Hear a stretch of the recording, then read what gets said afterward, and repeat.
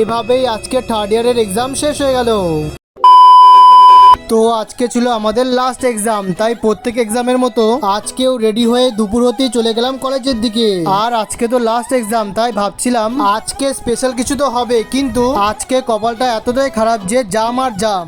আরে ভাই, রাস্তায় তো জাম কেন? তাই ভাবলাম একটু শর্টকাট দিয়ে যাই, তাও হলো না। শেষ পর্যন্ত আমাদের হাঁটতে হাঁটতে যেতে হলো। তারপর কলেজে গিয়ে পৌঁছাতেই জলদি জলদি ক্লাসে গিয়ে এক্সাম দিয়ে Few moments later. যেই বাইরে বেরলাম, আরে গাইস, আমাদের বন্ধুরা হারাই গেছে।